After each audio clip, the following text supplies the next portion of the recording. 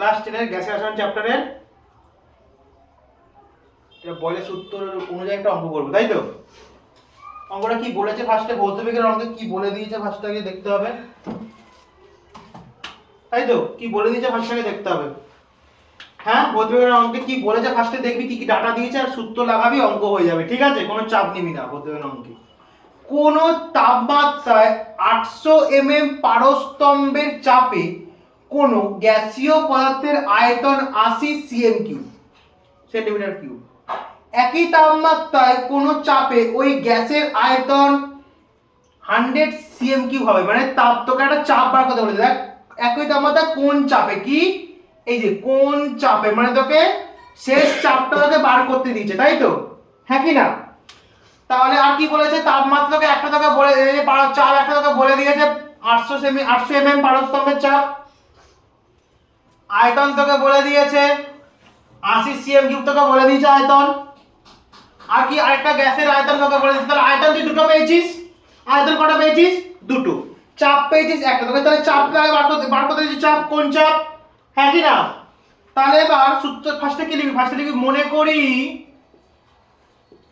অন্তিম চাপ, মানে শেষটা, অন্তিম মানে কি শেষ, অন্তিম চাপ P2 কত ধরবি? P2, তাই তো? আর আমরা সূত্রটা কি জানি, বয়লের সূত্র অনুযায়ী, বয়লের সূত্র অনুযায়ী সূত্রটা কি বল, P1 V1 is equal to P2 V2, তাই তো? হ্যাঁ কি না? এই সূত্রটা তো। P1 কত? P1 বলে দিয়েছে 800 mm, কত? 800 mm হলো। আমাকে V1 পেয়েছি 80 cm3, তাই তো?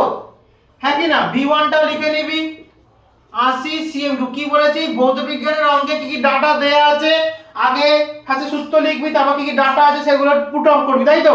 কি কি ডাটা তুই পেয়েছিস, তারপরে কত লাস্টে শেষ আয়তন, গ্যাসের আয়তন V2 তুই পেয়ে গেছিস, তারপরে একটা আয়তন পেয়েছিস V2 কত বলেছে 100 cm3, তাই তো? V2 কত বলেছে 100 cm3, তাই তো? হ্যাঁ কি না বলেছে তো?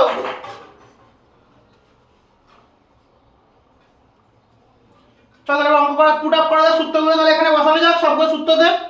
P1 কত পেয়েছিস 800, তাই তো? V1 কত পেয়েছিস, V1 কত পেয়েছিস 80 পেয়ে গেছিস, কত পেয়েছিস 80 পেয়ে গেছিস। P2 তুই পাস নিয়ে P2 ধরেছি, অন্তিম চাপটা P2 লিখলাম। V2 কত পেয়েছিস 100 পেয়েছিস ইনটু 100 হয়েছে, হয়েছে? দেখ এটা এরকম কাটাকুটি করা যায় তো?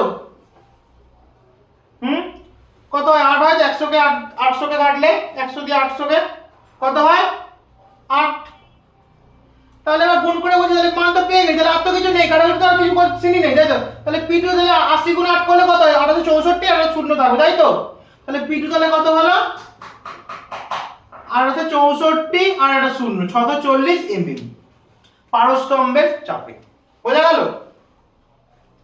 পারস্তম্ভের চাপটা কিন্তু ইম্পর্টেন্ট, লিখতেই হবে, এত mm পারস্তম্ভের চাপে।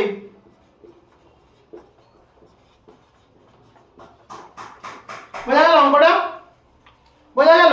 ভৌত বিজ্ঞানের অঙ্কে ফার্স্টে পড়বি, তারপর দেখবি কার সূত্র পুট করতে হবে তোকে, সূত্রটা লিখে নিলি। যেমন বয়লের সূত্র এখানে ভাবছিস, এখানে কি এখানে উষ্ণ, কারণ বয়লের এখানে দেখ বয়লের সূত্রটা কি, নির্দিষ্ট উষ্ণতা থাকবে, নির্দিষ্ট ভর থাকবে, তাই তো?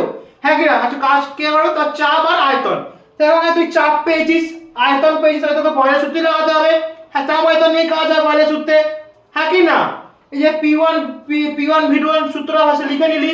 এবার দেখি তোকে কি কি মান দিয়ে দিয়েছে, যেমন একটা পারস্তম্ভের চাপ P1, আয়তন V1 80, তারপর এবারে কোন চাপে তোকে P2 তাহলে বার করতে দিয়েছে, চাপে একটা, আর একটা তোকে শেষ আয়তন তোকে বলে দিয়েছে, ঠিক আছে? V2 সূত্রে বসা, P1 V1 P2 V2 সূত্রে সব বসিয়েছি, P2 এর মান বেরিয়ে গেছে, ঠিক আছে? পারস্তম্ভের সমান, ঠিক আছে? বোঝা গেছে তো অঙ্কটা?